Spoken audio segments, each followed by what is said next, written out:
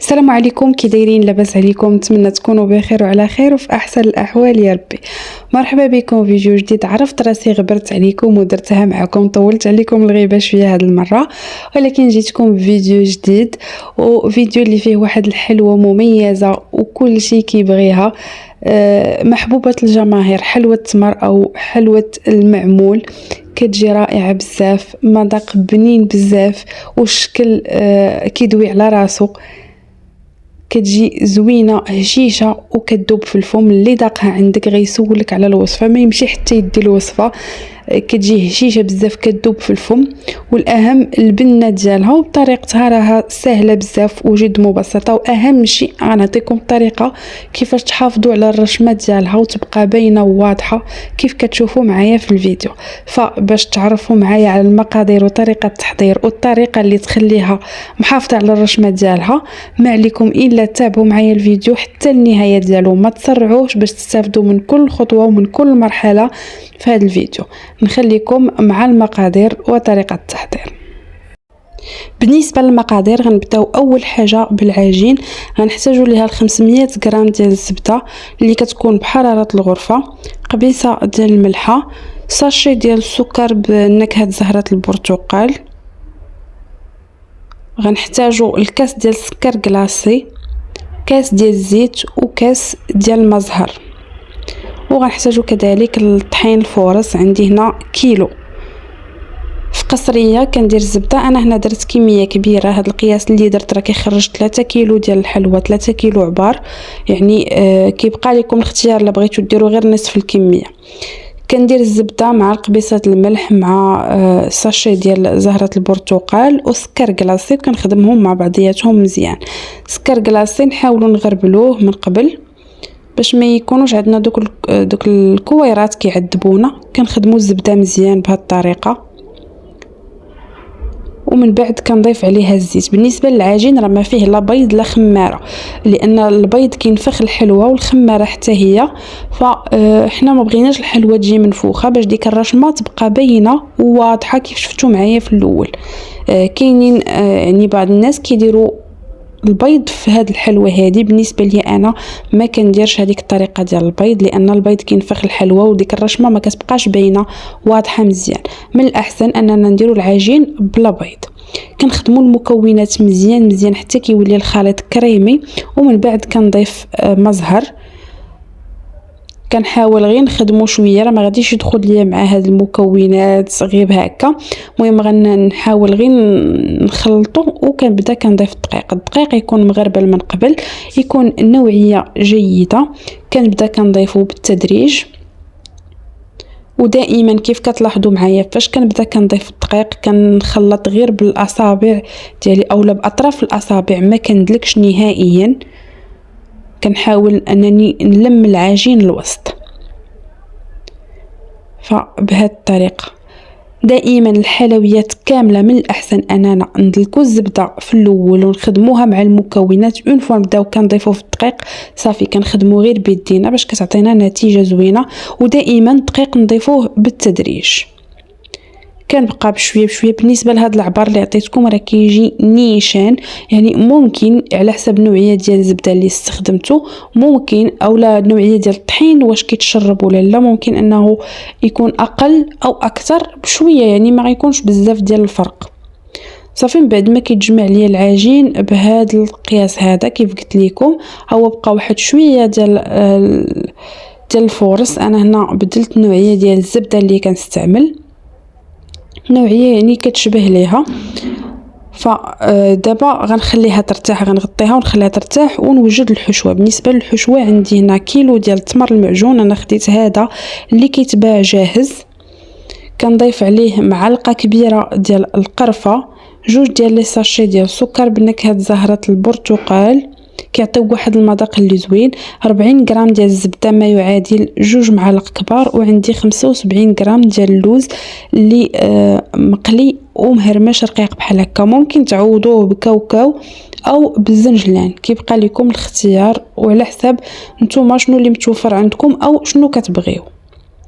غنجيب اناء غندير فيه التمر كنحاول انني نطلقو بيدي بهذا الشكل، وكنضيف عليه القرفه، 2 ساشي ديال السكر بنكهه البرتقال، زهره البرتقال. ممكن تعوضوهم بقطرات ديال روح الزهر الا ما توفروش عندكم. كنضيف الزبده اللي تكون بحراره الغرفه، ومن الاحسن تكون نوعيه جيده باش كتعطينا مذاق زوين. وكنبدا كنضيف اللوز، كنعبرو معكم بالمعلقه، عطيني 7 المعالق، وكنبدا كنخدمهم مع بعض مزيان حتى كينسجموا. انا في هذه الوصفه في الاصل كندير الزنجلان، ولكن مره كنغير، كندير كاوكاو، كندير اللوز، كلهم كيجيو زوينين، كلهم كيعطيو مذاق زوين لهذيك العقده ديال التمر، وكيزيدوا يبنوها اكثر.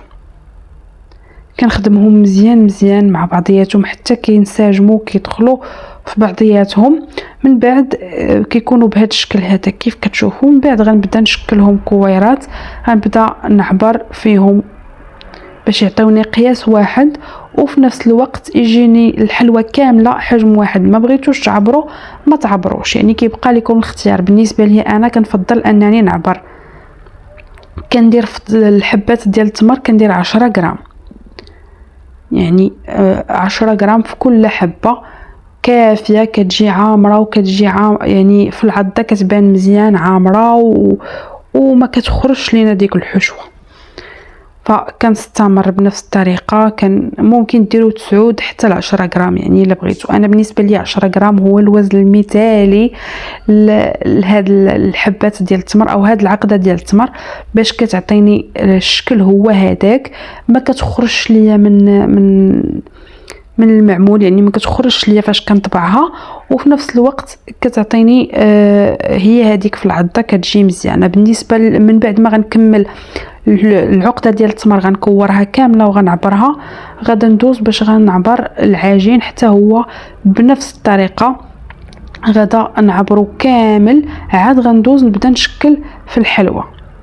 ودائما العجين كنغطيه، ضروري ما يتغطى العجين باش ما كينشفش وما كيعطيناش داك القشره. كنبقى كنعبر دائما بشويه حتى كنكمل الحبات اللي عندي كاملين. بالنسبه للعبار ديال الحبات ديال العجين فكندير 18 غرام في كل وحده، 18 غرام كافيه كتجيني هي هذيك.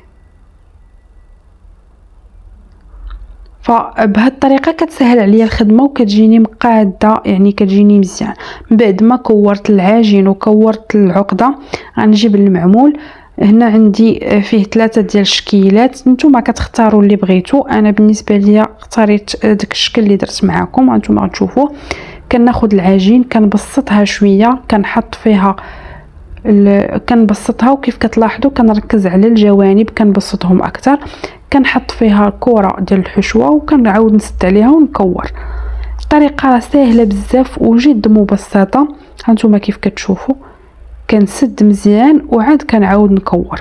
عاوتاني هنا كندير واحد الكميه، عاد كنبدا كنطبع فيهم هكا، كنسهل عليا الخدمه. من بعد كنجيب شويه ديال الدقيق كنرش وكندوز فيه دوك الكويرات باش هكا ما كيلصقوش ليا في المعمول، وكنحطهم وكنطبع بالمعمول وكنضغط صافي وكنخرجهم كيجيو بهذا الشكل هذا. كنستمر بنفس الطريقه.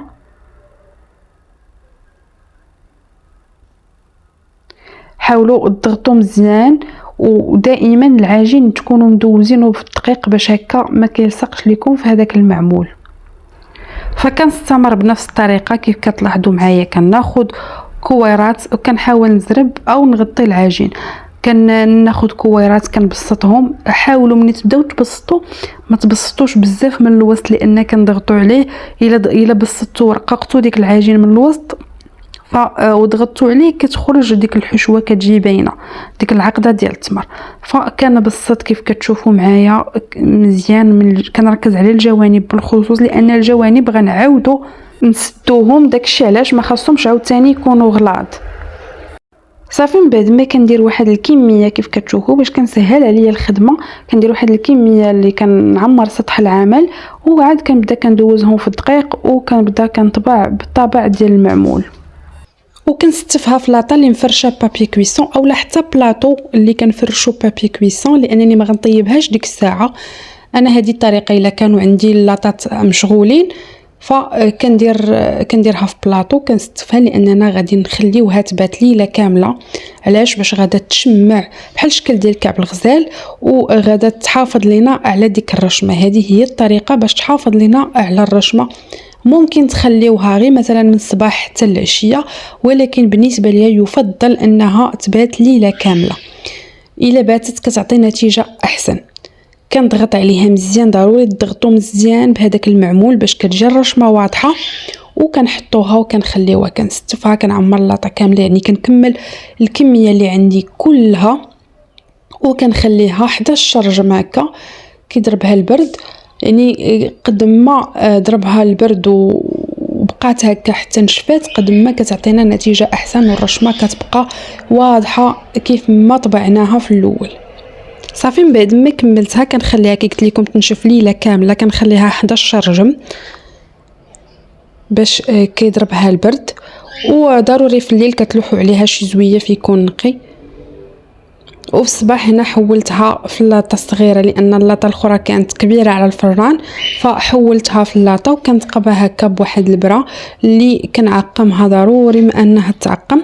وكنبدا كندير هكا 4 حتى 5 ديال الثقوب في كل وحده هكا باش كنتفاداو انها تنفخ لينا وتغير ديك يعني ديك الطبعه ما تبقاش باينه وديك الرشمه ما تبقاش واضحه. وكندخلها للفران، فران يكون من قبل مسخن. كندخلها يعني ما كنسخنوش بزاف، غير واحد شويه ماشي ديك سخون بزاف. كندخلها على درجه الحراره 160، كنخليها طيب على خاطرها، كنشعل الفوق والتحت، كنخليها حتى كطيب على خاطرها تماما.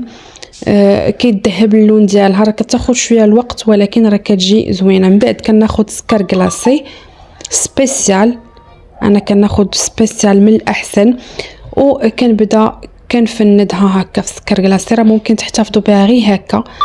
كندوزها السكر كلاصي وكنعاود ندوز عليها بصبعي باش كيجيني داك الشكل واضح كيف كتشوف. صافي كيكون هذا هو الشكل النهائي ديالها. من بعد ما كملتها كيف كتشوفوا انا النص درتو بالسكر كلاصي والنص لا. كيف كتلاحظوا معايا الرشمه راه كتبقى هي يعني ما كتغيرش، ما كتنفخش وتبقاش باينه ديك الرشمه. كتجي زوينه وواضحه الرشمه وبنينه وكتذوب في الفم. هذه هي اهم حاجه. انا غنقطع معكم واحد الوحده تشوفوا من الداخل كيفاش كتجي. هانتوما انا درتها اكسبري، قطعتها بيدي باش كتشوفوا شحال هشيشه وكتجي رطبه. ومني كنقسموها ديك الحشوه يعني كتجي باينه كتجي الحلوه ديالنا عامره بالعقده ماشي غير العجينه بوحدها. فكان هذا الفيديو اليوم وهذه وصفتنا اليوم، كنتمنى انها تعجبكم.